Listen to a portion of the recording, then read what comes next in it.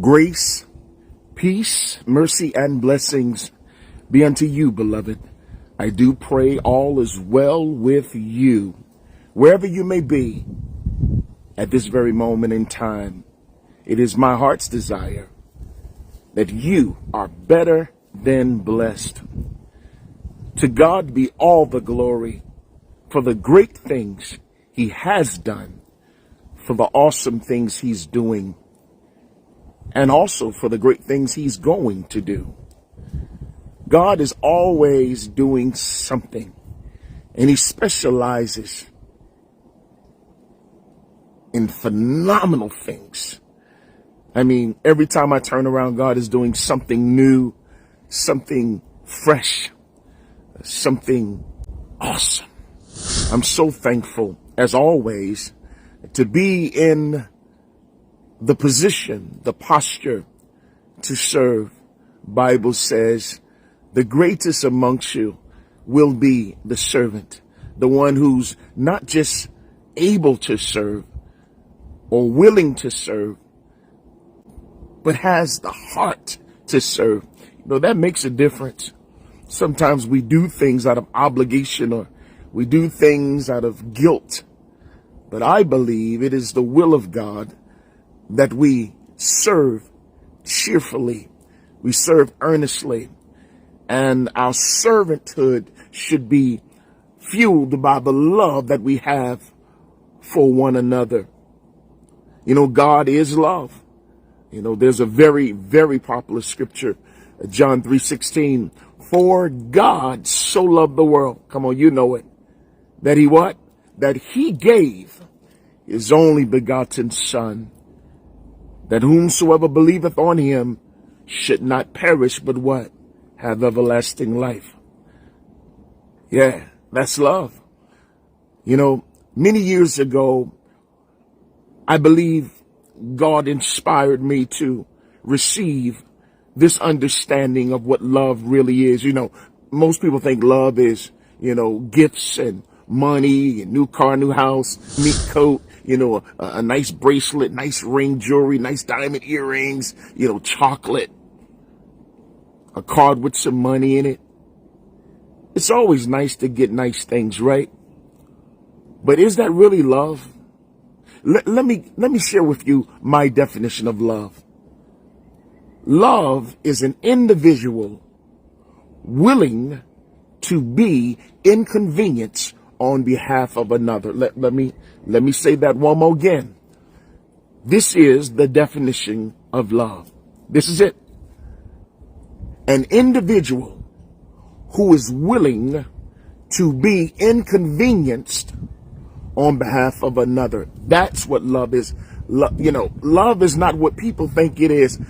People think love is, you know, you're going out and you're having a nice, you know, steak dinner, loaded potato. You're having some fine wine, you know, some late night dancing, you know, you get to dress up and look real good and smell good, and, you know, all that chivalry and kindness and all of that type of pampering and stuff.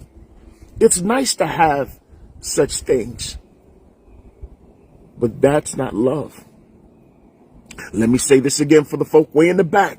Love is an individual willing to be inconvenienced on behalf of another. Love is when you're heading downtown, somebody needs a ride uptown, and you may risk being late the way you got to be, but you decide to take that person uptown, even though you didn't plan to go uptown. And in addition to that, you don't complain about it. You say, I'll drop you off.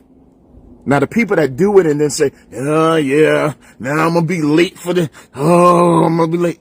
That's not love. They better off just going by their business and you find another way. Love does not complain. Love does not whine. Now, love may squeak a little bit. you may feel it a little bit, because sometimes when you make decisions based on love, it hurts a little bit. In the case of the Messiah, it hurt a lot. What man of love is this, that a man would lay down his life for a friend? Who would die for the sins of all mankind? I mean, let's really be real. Let's be real with ourselves. The Messiah died for all souls. He died for all communities, all genders. He died for everybody. Yet while we were sinners, Christ died for the ungodly. He gave his life. I mean, they say cats have 9 lives. I mean, that's hearsay, but it seems like cats don't die easily. But we who are living in this world, we have one life. One life.